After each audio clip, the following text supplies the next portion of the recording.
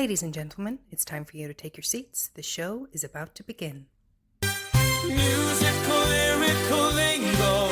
Every episode a new bingo. Laugh and sing, go with the flow.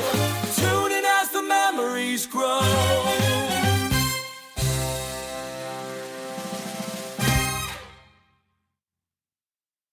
Hello and welcome to Musical Lyrical Lingo. We're your hosts, Tim and LJ today, and every week we will be discussing musicals, but specifically what they taught us. And today we're discussing something very special in particular. We're reviewing Wicked for Good. We're reviewing the situation that we found ourselves in last night. Yeah, we didn't hang around this year, did we? We were in there. Yeah. And we weren't sitting in the front row like we were last year. No, we weren't sitting in the front row. And we got a decent time. We didn't do the half 10 as well. That's right. I totally forgot that we were so late in viewing it in the evening. I mean, we were quite early in the release. No, it was like it was still the Friday night. Yeah. The first Friday night it was out. But we had just, because I think there was only like 5:30 showing or like an 8 o'clock or something and a 9 o'clock, and I think whatever had happened we couldn't do the 5:30, so that's well, I think when we went to book it was already filled, wasn't it? We even mentioned it last night, like they've caught on to it, so like last night, like every screen was showing it. And I was like, interesting. Last year, there was only 2 time slots that you could choose from. Yeah, they've learned. The popularity was undeniable. Yeah. Which is great to see for a big musical. I know. It's crazy that it's been a year, though. Like, I don't know. It doesn't feel like I've waited for a year to see part 2. No. Yeah, and that is true, because we were giving off, like, well, I maybe was going to be but I was like, why are we waiting a year? Like, musical theatre fans will be able to do it. It could have just been a break. It didn't need to take the full year. But actually, do you know what? It was fine. And we also said last night, because we know of some people who are like doing... So some cinemas were showing the first film and then Wicked for Good, like back to back, and we were kind of going, even us hardcore musical theatre fans, like we weren't sure we'd be up to that. We could sustain it. Yeah. Does that mean we're faux pas musical theatre fans? No, definitely not. No. They're just so big and they're so full on. Like I think it would be difficult. I think we agreed on this. Like to watch For Good for the first time, I just wanted to watch it. As a separate identity. Yes. And then obviously we know it's the second part and it's like the second half of the musical. Yeah. But I just wanted to see it. Yes. And then now myself in my comfort of my home or whatever, I can put the 2 together. Yeah. And I think there's an importance of doing that because there were clever wee, like, Easter eggs is the wrong word, but there were clever wee plot points that if you know it, know the musical, then fine, you'll pick up on those. But we were there last night with someone who hasn't seen the musical, went to the first film and like surprisingly really loved it and was looking forward to the second one. So I was kind of watching him to like see what his reaction would be to those moments in the plot and the cleverness of it all. And I think you needed to be fresh in the first film to fully appreciate all of them, because there's like so many of them. Like some, like he's a very clever guy, but some of them, because it was a year ago. Yes. And we had planned to watch the first one, and life's just so chaotic and busy that we didn't fit it in. But I think some of the clever plot, strings, you kind of need the first one to be really fresh in your mind to fully appreciate. Now, musical theatre fans will probably pick up on most of them. Well, they probably already knew them. So that's different because you know them, so you're looking out for them. What I thought, and we're not, like, if you haven't seen it yet, just skip on, right? Because we can't really hold anything back. So we now need to make the disclaimer of we're going to now talk about Wicked for Good Yeah. Part 2. If you haven't seen it, pause it now. Yeah. Go watch it. Come Go back. see it and then listen to the rest of this episode because we obviously are now going to delve into it. Okay, goodbye. Enjoy. But don't forget to come back. Okay. Are they gone? Okay. Welcome back. Hope you had fun. Yeah. Yeah. So what I want, first of all, want to say is I think that you can really tell that John M. Chu is a fan of musical theatre. Okay. And he was very clever in his cinematography, just following on from what you said. So yes, if you hadn't watched the first film, I think he said this like last year, watch how every character is introduced, and then that will give you a hint as to who they may or may not become. Yeah. So whenever we're first introduced to Buck, he is standing like the Tin Man. And the first time we see him, I'm sorry, one of the next times we see him, not the first time, in For Good, he lifts up a axe, and that's before he's been turned into the Tin Man. Yeah. And the same with the Scarecrow, it's always shots of Jonathan Bailey, my boyfriend, every narrow's speech and how they move. That's almost homage to how the actor played it in Wizard of Oz. Yeah. And how, like, you know, Scarecrow has no bones and all of that. So I do want to say that I do think that John M. Chu was the correct director for it. He portrayed the musical through film really well. Yeah. I also appreciate his handling of obviously the Wizard of Oz elements of the Wicked story. Do you know what I mean? Like there are nods to the original Wizard of Oz film, you know, in the set, you know, the costuming and the style, even the lettering of Wicked that comes up. It's a beautiful nod to the the original story. Yeah, no, I totally agree. What were you like going into it most looking forward to? I was most looking forward to like hearing No Good Deed. That was what I really wanted. So that was number one. I wanted to hear that and see how that would have been portrayed on film, because I find that really powerful in the musical. Yeah. But I was looking forward to seeing how they did the second half, because we talked about this whenever we spoke about Wicked. The first half is so heavy and so filled with information and bombarded, and it just feels a lot. And sometimes the second act can feel a little flat. So I was interested to see how they would make this film a 2-hour movie. And would they go into different storylines a little bit more? So I was kind of just interested in that. What about you? So, two things that you've said there. I was the same for No Good Deed, and it did not disappoint. Like, No Good Deed in part 2 is the defying gravity of part 1. It was blockbuster, phenomenal. I got absolute chills. It was the 1 minute moment in the film I wanted to stand on my feet and give it a round of applause, because Cynthia sang the life out of it. There were a few choices that were like, we looked at each other and we went, okay, we agree, approve, can get the word. And then how it looked was like cinematically epic. So tick, tick, tick. Absolutely loved No Good Deed. It was my highlight of part 2. What you're saying about, the second half of the musicals are always a bit flatter. I still felt that in part 2 of the film. So, not saying I didn't enjoy it. I absolutely did enjoy it. But there was lulls in part 2 that I didn't feel in part 1. And part 1 was so epic. Now, I also don't know if I feel this way because we have had part 1 and we know how brilliant, in our opinion, it was and how much we enjoyed it, that the hype and what I was expecting or looking forward to in part 2, it maybe didn't quite. I think I went in with too high of an expectation.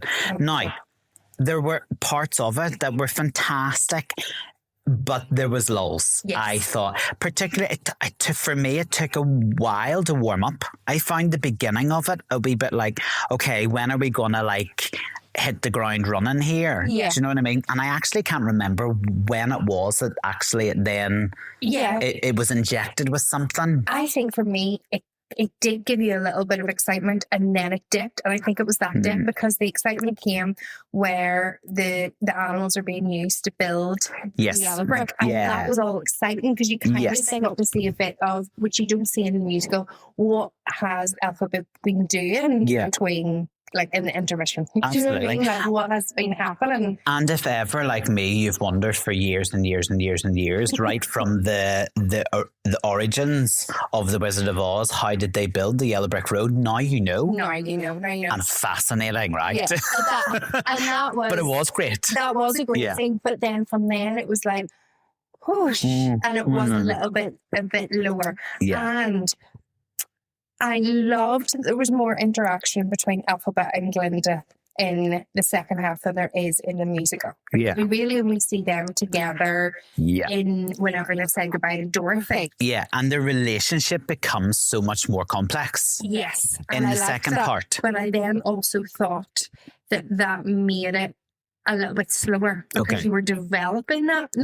Which is fair. But you know, you were seeing more. There wasn't like as many, I don't know, is it at stakes or something the right way? I don't mean it. I just was like, oh, they're seeing each other quite a lot. Like, this isn't a big deal just to see each other when Nessa has passed, you know? Yeah.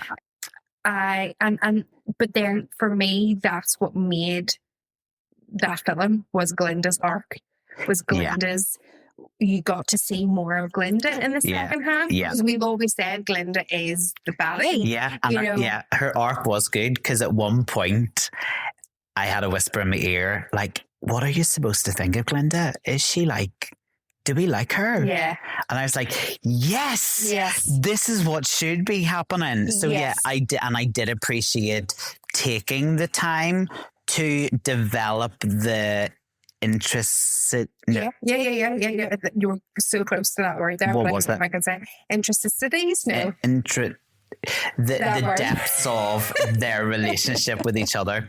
I also appreciated that the musical doesn't do enough, and it is the one of the most important points to the story that you get dribbles of in the musical, but the whole propaganda that was going on, the whole story that was being spun, and the sheer evilness coming from Madame Morble, and to a certain extent the wizard. Do you know what I mean? And that is like you kind of get it after a couple of goes at the musical, to be honest. Like, that didn't jump out at me.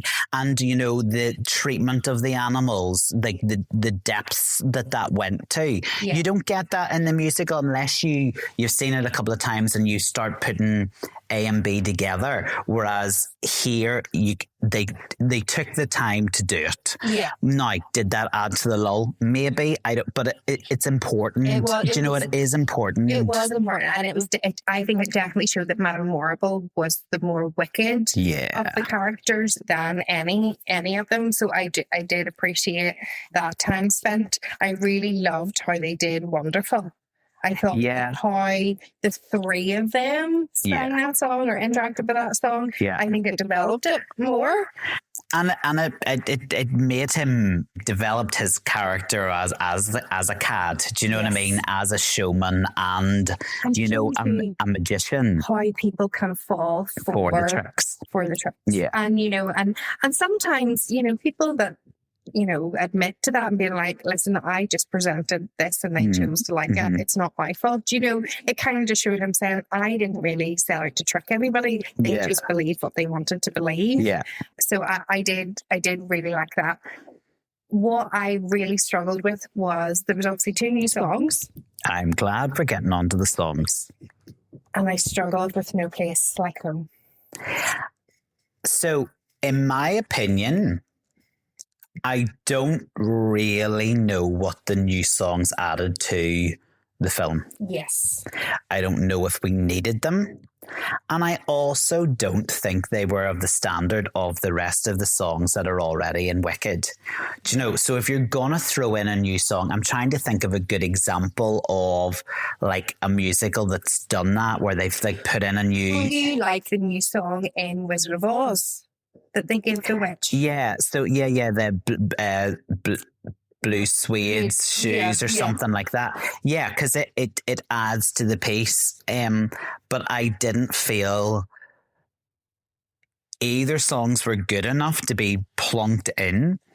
I agree with what's the one that Elphaba sings? No Place Like Home. I just didn't get it. It felt jarring, almost like it didn't flow as a song. Yeah. Now, the one that Ariana Grande sang as Glinda is a beautiful song. Like, it was a beautiful song, but it didn't drive anything forward. It just added to the time of the film. Yeah. Do you know what I mean? I think it was, if I had to choose one, I would choose The Girl in the Bubble. Yeah, it's a beautiful song. Compared to No Place Like Home, because I felt like actually we did learn a wee bit more about Glinda, and that kind of was the start of her. I'm going to really try and do good. Yeah. I want to be good, and I'm going to try. So do you think they needed to put that song in to tell that message though?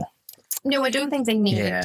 I don't think it was needed. But I think if they were going to add in a new song, that one. I don't know. I don't know whether or not maybe Cynthia just didn't connect with it or something. I just was like, I just didn't think it was a well constructed song. No, I just was like, I don't love it. I also thought it was too long. It could have been really short. It could have been just like a verse or something, and that maybe would have been enough. And like understanding her reason why she stays. Yeah. I know. And then my other issue was, for me, I didn't feel they were needed for the plot. It's exciting. Like, if as a musical theatre fan, it is exciting. Oh, there's a new song. There's going to be a new song. There's going to be new material. Like, that is exciting. But to give new material to the two main characters who already have ample opportunity and like plenty of like Stephen Schwartz music in Wicked is some of the best musical theatre like composing ever, in my opinion. You know, they have plenty of songs.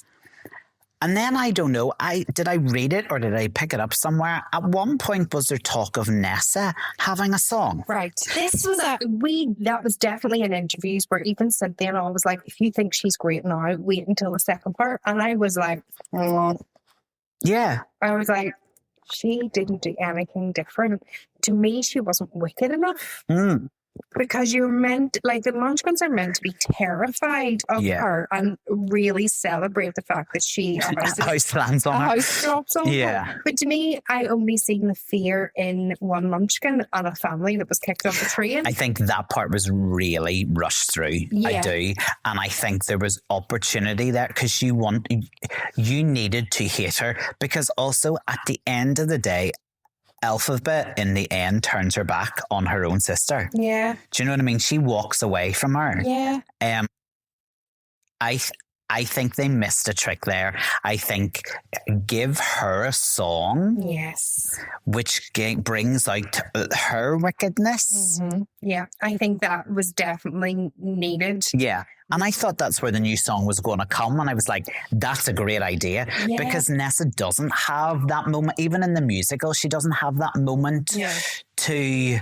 Now, I think her switch to being wicked and the action she takes in order to hold on to Buck in the musical is great. And that scene in the musical is horrifying when she does what she does to Buck. But I didn't feel like it came across. And then, because obviously it was originally Nessa that causes Buck's heart to shrink. Yeah. But then it's Elphaba that turns him in. But there wasn't enough. If she had a song about talking about how she's wicked and she was going to do things for her because she felt like things weren't, she didn't get enough because of how she was treated and all of that, then, and how people seen her, then she could have really played on that. But I didn't do this to you. Elphaba did that. And that would have made where the Tin Man sings, she made me like this. Yeah, it's her fault. More, I just felt like she went, it wasn't me, it was Elphaba. And then he was like, oh, I'm now don't like Elphaba. But I was was like, oh, I needed more there. I really need more. Yeah. I did like how because obviously in the musical,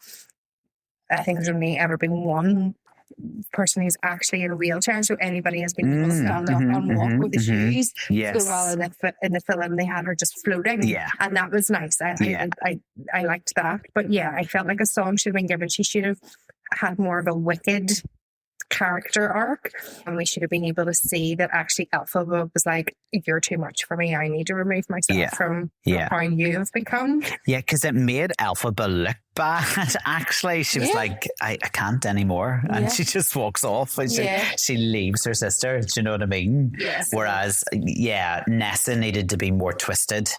Yes. We needed to see that switch, and that, like, a revenge song would have really helped that. And I thought that's where the new material was going to come from, which would have added to it, which Yeah. Yeah. Do you know what I mean? I just thought, and I can see, like you said, it was rushed, but anything, he wanted to leave, so then she decided all munchkins couldn't go, but that definitely needed to be built up. They were all afraid we of her. almost needed to see like a collage of, like they did with the animals, what was happening with the animals peppered through. We needed to see, like, the guards evicting the munchkins from their homes, and we needed to see like something like that could have even been done over her new song. Exactly. Do you know what I mean? Yeah. But listen to us.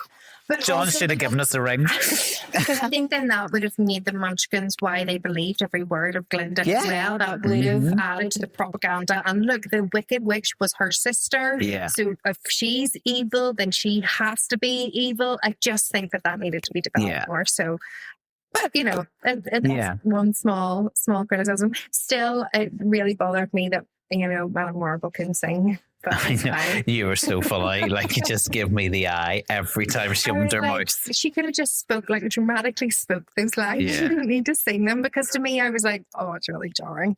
There's only one part. I thought Ariana was fantastic. I actually think Ariana was better than Cynthia in the second part. I think she was showcased more, wasn't she? Yeah. I think that she definitely was amazing. And I think the story does showcase her more anyway, because there's an element of Elphaba goes off into hiding. Do you know what I mean?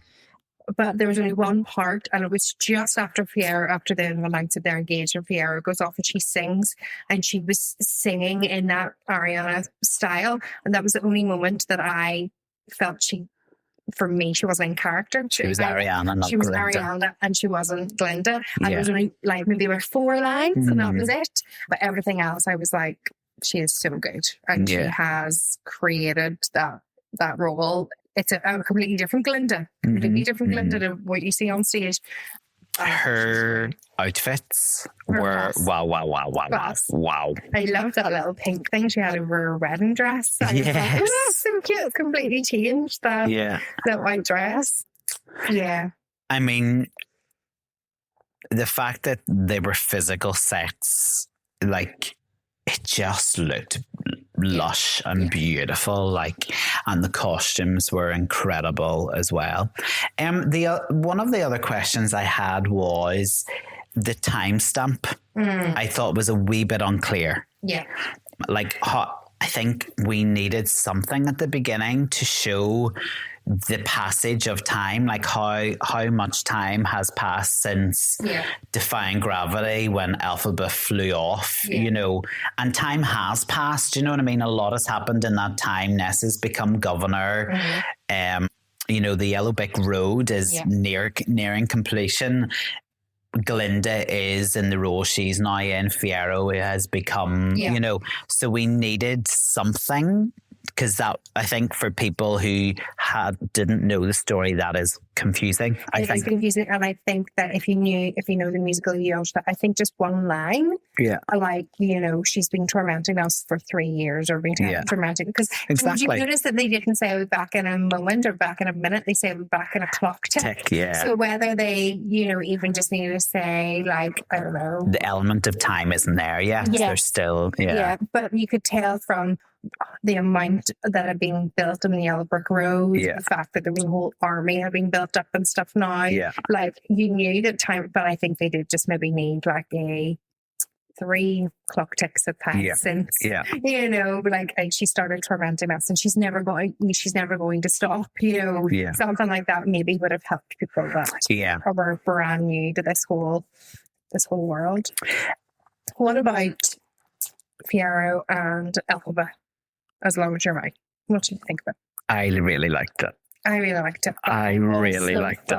That Fiero felt like he was more in love with her than she felt like I don't know.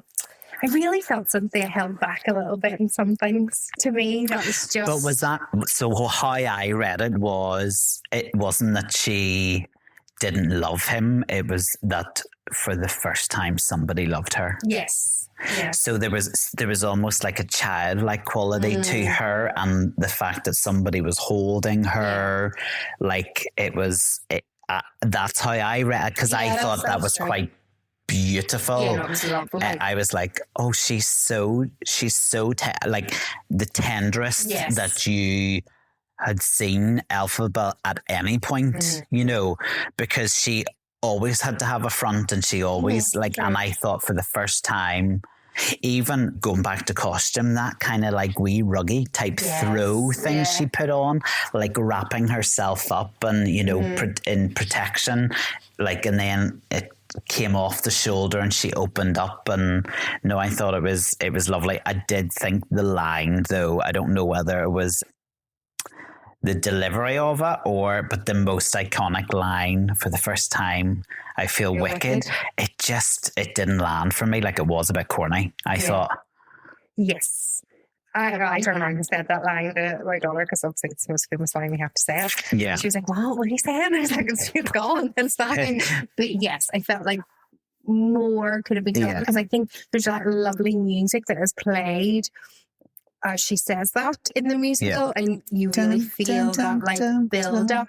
But I did like that, you know, that is such an iconic scene where they're on their knees, a bit like Valdine's Bolero. Do you know what I mean? Like that is, and they did that.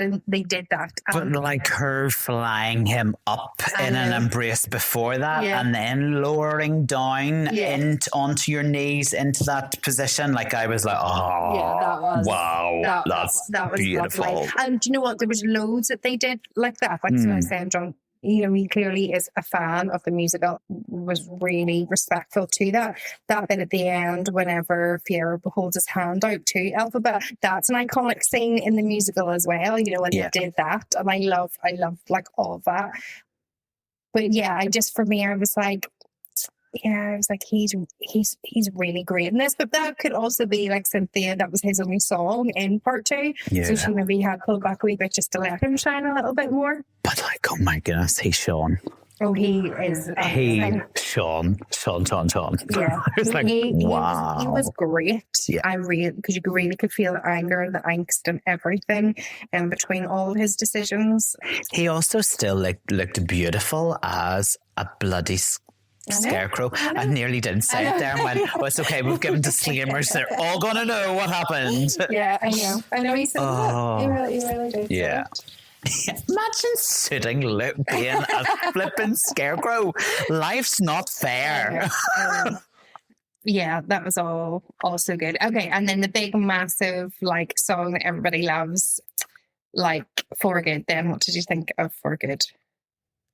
It was absolutely beautiful. It was in every way. So, it was perfect. Yeah. Like they sang it so beautifully, and I know loads of people are now getting, because it is, to be fair, getting a bit tiresome.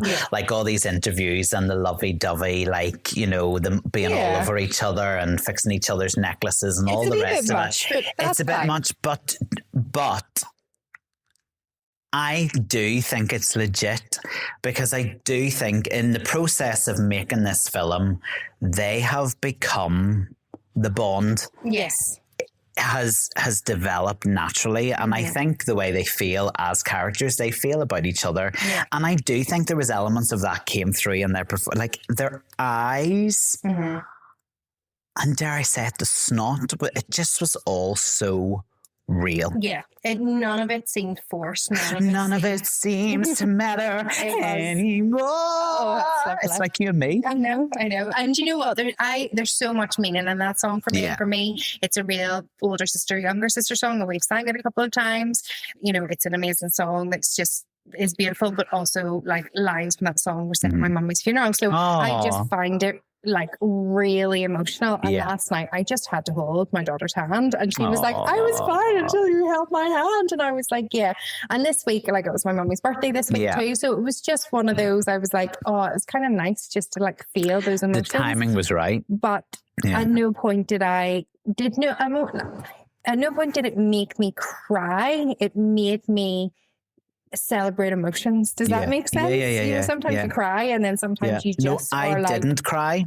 The bit that really got me, and I welled up, but I didn't cry, was at the end when they kind of said their goodbye, and then the two of them stood at either side of the door. It was a bit like Frozen. Yeah. Knock, knock, knock. Yeah. Do you want to build a snowman? But the two of them were on either side of the door, and they just held the door, and the two of them like crumbled in like a not over the top showy way. Yeah. But I went, oh my God. Yeah.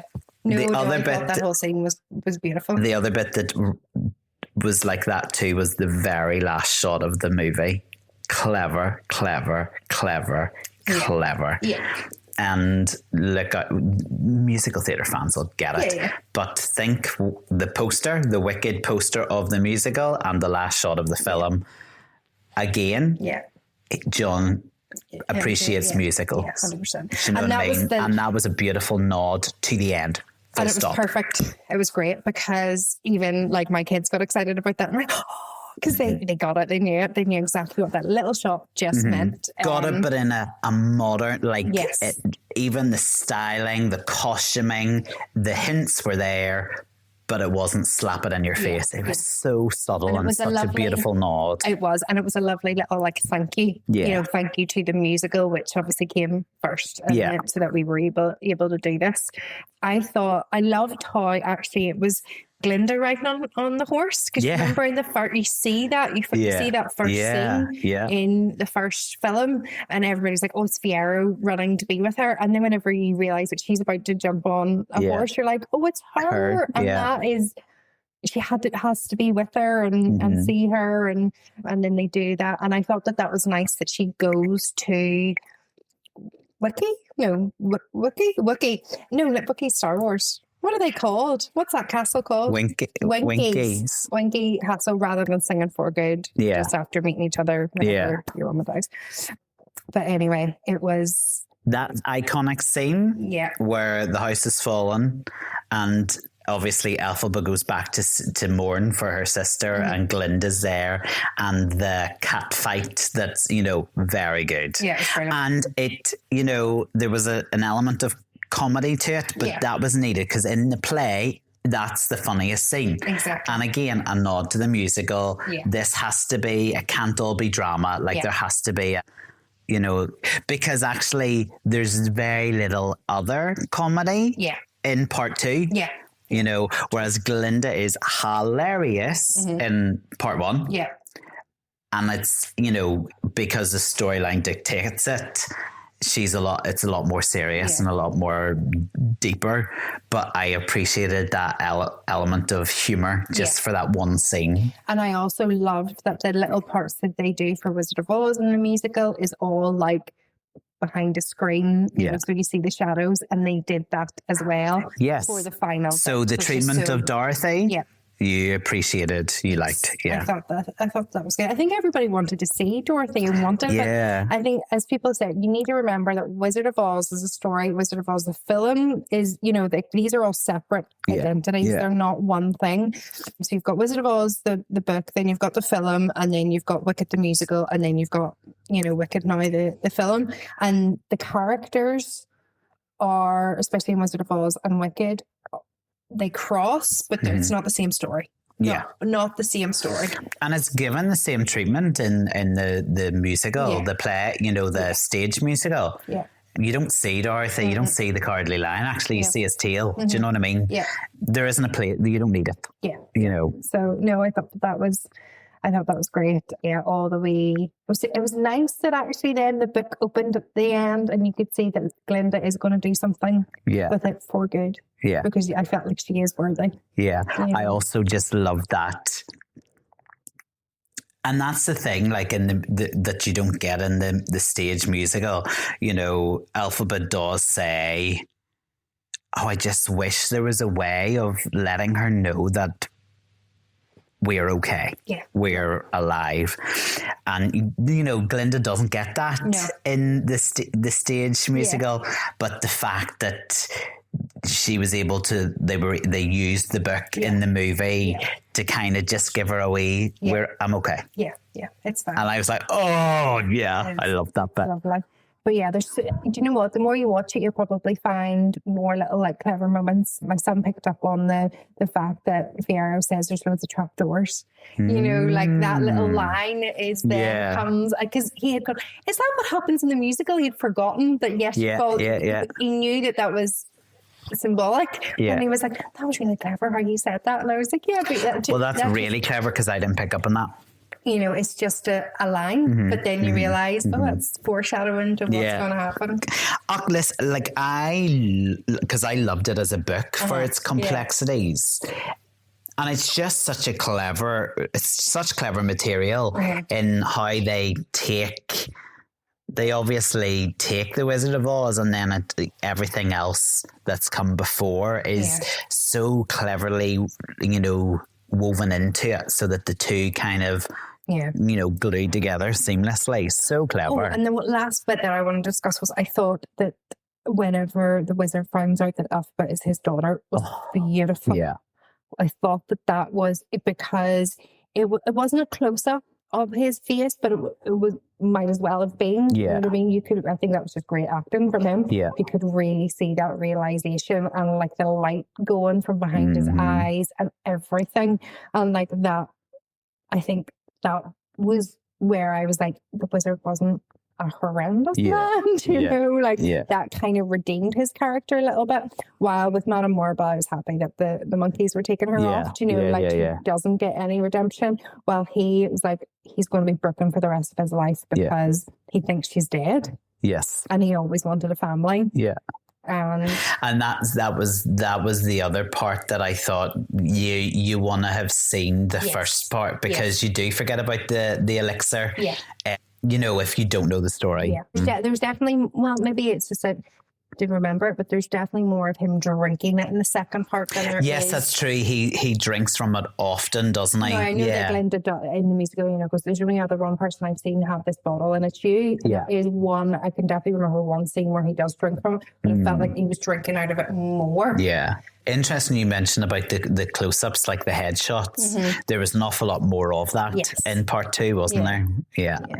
So I overall really loved it. Me too. Thought it was great. Yeah. Really enjoyed it. No, I don't think they've disappointed. No. I don't think they'll have disappointed musical theatre fans. No, I was worried. Obviously, I haven't on purpose looked or read very much, but I was on social media, like just scrolling, and one like headline came up about, you know, part 2 has no heart. Yeah. And I was like, what? Yeah. So I was like, oh my goodness, no, like, but I don't really know what that reviewer went to say. There's been a couple of them that have said no heart, or not, you know, it doesn't land or something, but that could be just maybe just weren't a fan of the first one, or because maybe the first one is so heightened with emotion. I do think that can jar, because it took me a moment to go, right, slap yourself out of this, Tim. Like, it's not the first one. Even in the show, like the first act is full of the big numbers, you know,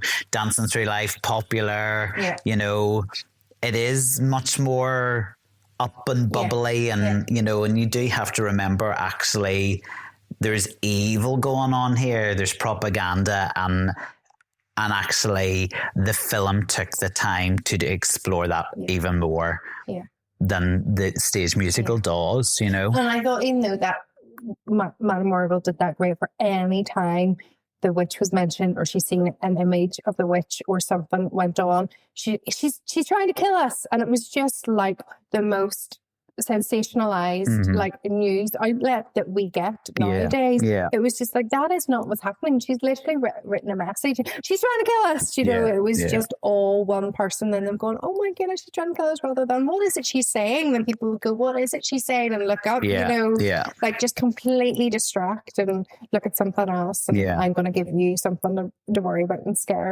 be scared of. So yeah, it was great. I'm looking forward to watching the two of them back to back. Yeah, me too. And yeah, I just love that. There we go. We have another movie musical out there. And is it the best that's ever been made then? If you combine the two? Oh, it's a hard one. Is it the best that's ever been made? It'll be definitely up there. But now I'm going to think, like, what is the best movie musical that's ever been made? I know. I've asked the question. I don't know if I could answer it myself. I'm just glad we weren't disappointed. Yes. Do you know what I mean? Like, and the problem also was that then when they're very brave to have brought it out in two parts, because the first one was so good that you were like, will the second part live up to it? And, you know, I did enjoy it, like I did. Yeah. I mean, part one is still my favourite of the two. But yeah, no, I think it was handled with care and attention to detail. And they had the right people in the right parts, I think. I don't think that anybody could slate any of those choices to play those characters. I think everybody did them with justice. Yeah, I agree. I'm looking forward to now going and listen to the soundtrack for part two, because I didn't listen to it on purpose. Yes. Yes, No Good Deed was definitely a highlight, even though I felt it did take a wee minute to build. It took a wee minute to build. But I was happy with it. And then you did really see that switch in. Okay, I'm just going to be wicked then. Cynthia Erivo was a boss. Like, she was kick ass. Like, at one point she almost was like superhero, like, do you know what I mean? Like that bit where she flew onto the yellow brick road and kicked everybody's ass. I was like, she is. And that part you've just mentioned, where she went, right, well, stuff you in. If you want me to be wicked, I'll be wicked. I was like, oh my God, you are a boss. The kids didn't appreciate whenever she threw the broom down and jumped on it. They were like, oh, they found that so cringy. And I was a wee bit surfboarding. It's like, shit. That's why sometimes I love watching things with different generations, if you know what I mean, because you do get a completely different insight into what they appreciated, and they were just like, oh, I can't believe she did that. And I was like, to me, it was fine. She was jumping on a broomstick and play off, but that really jarred with them. They were like, oh no. It's like teacher sense like 7, do you know what I mean? Like, it's we just don't do that. I do it often now, just to hopefully stop my kids from doing it. And they go, oh, 6, 7. Just don't. That's really embarrassing. But, that was fun. That was. I'm so glad. What do we have to wait for now? Like, what is he in the middle of? He's doing Joseph. No, he's doing Joseph. That's what it is. Yeah, I didn't know that. It has started yet, but yes. Do we know who's playing Joseph? No. Jonathan Bailey. No, he'd be a brilliant Pharaoh. Could you imagine? Yeah. Yeah, with that eyeliner and all, he had really nice eyeliner on. And I appreciated the blonde in his hair. He didn't have that in part 1, did he? I don't recall him having hints of blonde. Yeah. Yes, no, that is next. And is he doing something else? Or is it just being Joseph has been announced? Well, we've got to wait another 10 years for Merrily We Roll Along, because they're filming it. Oh yeah, that's true. So that's annoying and that's got like Paul Mescal, Ben Platt, and I'll be livid if I never get to see it. You know, like there's, especially with like special effects and like prosthetics. Could they not just? I know. We're actually waiting until they. I mean, Method. What? Yeah. Do we need it? Do we need it? No. But surely there's got to be another movie musical that's coming out. We'll do you know what? We'll discover it. We'll go watch it and we'll review it. Or maybe we put it out there now because you know what it's like in this podcast. We put it out there and it works. Musical would you like to see coming? I haven't really thought about it. I should have thought about that before coming. I mean, just because it's another one that I love, and I would love to see how they would do it. I would love to see how they do Godspell. Oh, yeah, interesting. Because, I mean, we've got Jesus, we've got Joseph. See how they would do a Godspell. I think Sunset Boulevard would be really good as a movie musical. Yeah. Surely that's got to be in the works after all what happened. Yeah. Surely. Well, who knows? But listen, Wicked for good. That's it, done for good. That is it. No more. But we will have it forevermore to watch. Like, how many times in your lifetime do you think you'll go back and watch it? Do you think you could sicken yourself with it? Yeah, because I did that with Wizard of Oz. Yeah, but you watched The Wizard of Oz a ridiculous amount of times, Lauren. So, do you know what I think I will do with movie musicals or with Wicked is probably like watch the sections of it I really enjoy. So maybe we'll like watch it, obviously the first and the second part together a couple of times, and then if it's on, a bit like how I do with Harry Potter now. Okay, yeah. Oh, this it's coming up to this. I know this bit's coming. So I watch that. That's so fun. I think that's it. Very good. Well, hopefully you enjoyed it as much as us, listeners. Do let us know. Yeah, let us know what you think. If we're talking absolute and utter rubbish, no, we're not. We never are. You can let us know. I mean, we'll go, whatever. But sure, you can let us know anyway. Matters. Yeah. Well, until next time. Yeah, you listen to us then. Bye. Tune in as the memories grow.